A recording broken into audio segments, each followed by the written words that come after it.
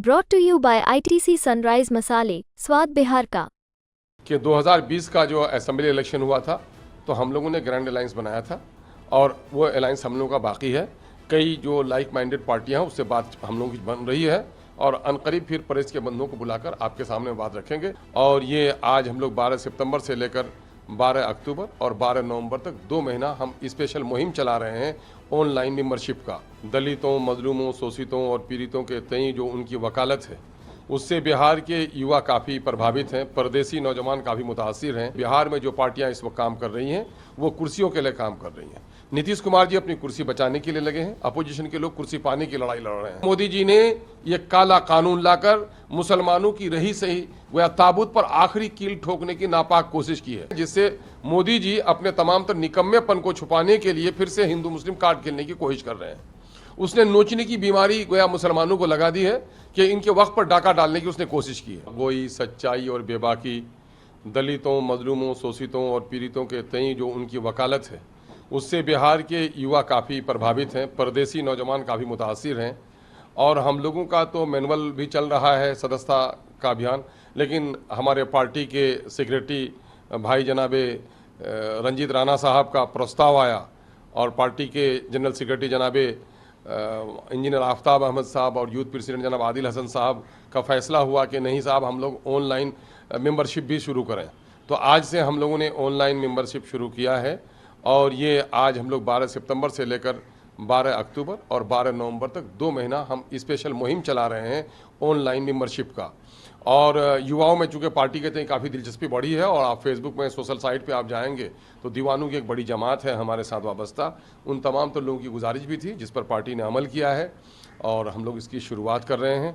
और हम लोगों ने ऐलान भी किया है कि ऑनलाइन जो मेंबरशिप होगी तो उसमें रेफरेंस का कॉलम भी होगा, जिसके रेफरेंस से 500 लोग मेंबर बनाए जाएंगे।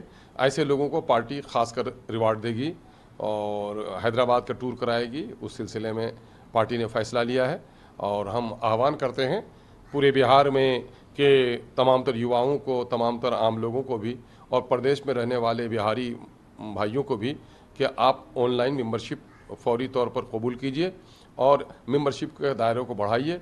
बिहार में इस वक्त पलायन रुक नहीं रहा है, गरीबों के बच्चों को तालीम नहीं मिल पा रही है, प्रवासी मजदूरों के कमाई के पैसे से हुकूमत चल रही है, लेकिन प्रवासी मजदूरों के लिए कोई प्रोग्राम सरकार नहीं बना रही है।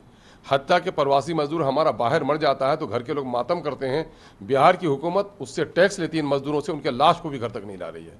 तो हम लोग प्रवासी भाइयों के लिए भी प्रोग्राम चला रहे हैं और ये गुजारिश कर रहे हैं आपके माध्यम से, आप सबों के माध्यम से, प्रेस के बंधुओं के, कि हम ज़्यादा से ज़्यादा लोग ऑनलाइन मेंबरशिप इख्तियार कीजिए और 2025 के इलेक्शन को मजबूती से पार्टी पूरे बिहार में लड़ेगी। इस मुहिम का आप हिस्सा बनिए। यकीन जानिए बिहार में जो पार्टियां इस वक्त काम कर रही हैं वो कुर्सियों के लिए काम कर रही हैं। नीतीश कुमार जी अपनी कुर्सी बचाने के लिए लगे हैं, अपोजिशन के लोग कुर्सी पाने की लड़ाई लड़ रहे हैं। एक ही पार्टी है जो MIM, इस वक्त कुर्सी की लड़ाई नहीं, सत्ता इनका ख्वाब ज़रूर है, लेकिन असल लड़ाई हमारी है कि बिहार में शोषितों पीड़ितों को इंसाफ मिले, दलितों को उसका हक मिले और शोषितों को इंसाफ मिले और एक बेहतर समाज की तश्कील हो, उसके लिए MIM काम कर रही है।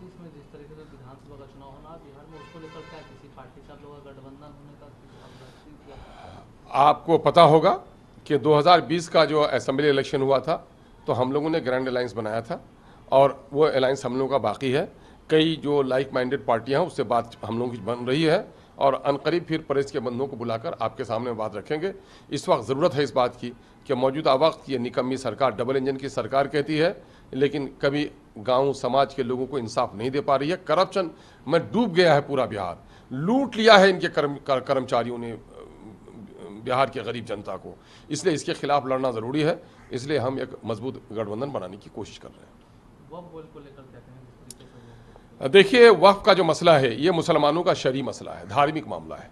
और दूसरा मामला है कि वक्फ जो है वो कानूनी हक है हमको, जो भारत के संविधान का दफ़ा नंबर 14 कहता है इक्वलिटी बिफोर लॉ, कानून के सामने में सबको बराबर होना चाहिए।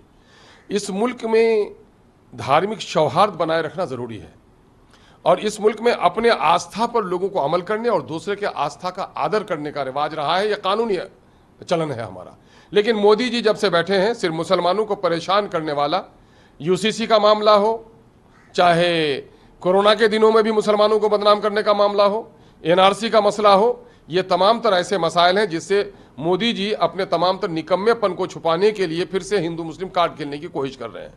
उसने नोचने की बीमारी गोया मुसलमानों को लगा दी है कि इनके वक्त पर डाका डालने की उसने कोशिश की है। ये जितनी भी ज़मीन जायदाद है ये हमारे पुरखों की है और उन्होंने ईश्वर के नाम से इसको वक्फ कर दिया है। ईश्वर के नाम से वक्फ कर देने का मतलब ये होता है कि उस ज़मीन में जो वक्फ किया है जिसने अपनी ज़मीन को, उसके बाल बच्चों का भी हक नहीं होगा। ये गरीबों का, यतीमों का, मुसाफिरों का, एजुकेशन के नाम पर अनाथों का, बेवाओं का, इससे सरपरस्ती होती है और ये भी बर्दाश्त नहीं है मोदी जी को। और मोदी जी ने ये काला कानून लाकर मुसलमानों की रही सही वह ताबूत पर आखिरी कील ठोकने की नापाक कोशिश की है। बहैसियत एक देश के एक शहरी के, बहैसियत बिहार मजलिस इत्तेहादुल मुस्लिमीन के सदर के, हम लोग इसकी पुरजोर मुखालफत कर रहे हैं और पूरी मुहिम चला रहे हैं। हम अपने उलमा, अकाबिरीन, मिली तंजीमों के सरबराहों को भी मुबारकबाद देते हैं और वो तमाम तर नॉन मुस्लिम लीडर्स जो लोग सेकुलरिज्म पर विश्वास रखते हैं उनका जो सहयोग मिल रहा है, हम उसका को भी धन्यवाद देते हैं कि मुल्क की सालमियत, एकजहती और सामाजिक सौहार्द बनाए रखने के लिए जो साथ दे रहे हैं, हम उनका शुक्रिया अदा करते हैं। ये काला बिल मुसलमान अपनी गर्दनों को कटवा देगा, हम दब कर मर जाएंगे, लेकिन वक्फ बिल को कहीं से भी मंजूर होने नहीं देंगे। इसके लिए जो लड़ाई लड़नी पड़ेगी हम लोग वो लड़ाई लड़ेंगे।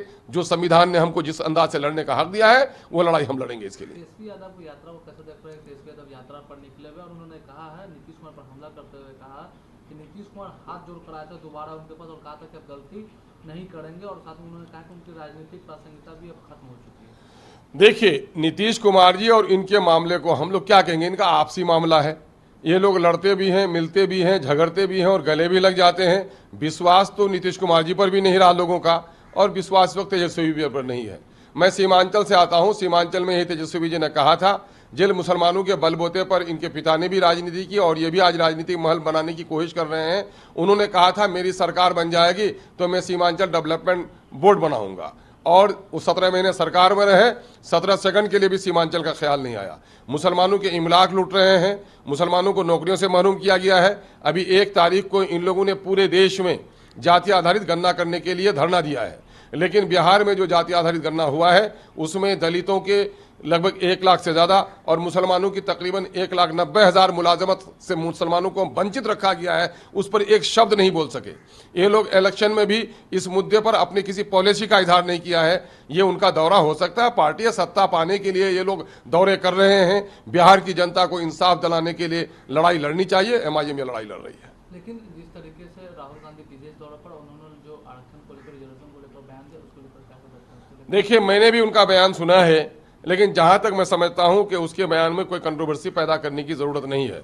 मैं अलग है मेरा मामला उनसे, लेकिन सच्चाई का समर्थन करना है। उन्होंने कहा है कि चूंकि मुल्क में देश में इस वक्त मुनसिफाना निज़ाम नहीं है, जस्टिस नहीं है, न्याय पर आधारित चूंकि मामला नहीं हो रहे हैं, इसलिए जब तक न्याय स्थापित नहीं हो ये इनका रिजर्वेशन बरकरार रहना चाहिए। तो इसमें कोई ऑब्जेक्शन की बात नहीं होनी चाहिए। लेकिन अमित शाह ने ट्वीट किया है और कहा है कि देश विरोधी बातें बोलना और देश को तोड़ने वाली ताकतों को साथ करना राहुल गांधी और कांग्रेस की पुरानी आदत हो गई है और चाहे वो जम्मू कश्मीर का मामला हो, देश विरोधी आरक्षण को एजेंडे हो, समर्थन करते विदेशी मंचों में भारत विरोधी बातें करना हो।